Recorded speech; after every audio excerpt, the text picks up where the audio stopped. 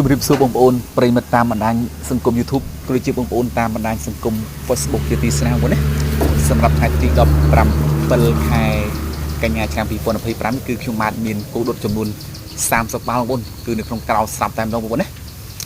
សម្រាប់បងប្អូនដែលមានតម្រូវការទាក់ទងទៅនឹងការទិញគឺបងប្អូនអាចទំនាក់ទំនងលេខទូរស័ព្ទរបស់ខ្ញុំបាទបានមានចំនួន2ខ្សែបងប្អូនណាគឺ097 81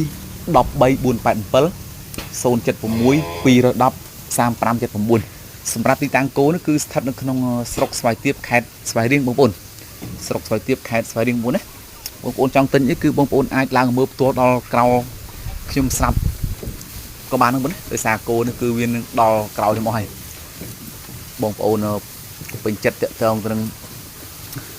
ទិញ10ក៏10ទិញ20លក់ដែរបងណាគឺតាមចិត្តបងប្អូនសម្រាប់ទីតាំងស្ថិតក្នុងខេត្តស្វាយរៀងបងប្អូនណាអរគុណច្រើនបងប្អូនជម្រាបលាជួបខ្ញុំបាទនៅវីដេអូក្រោយ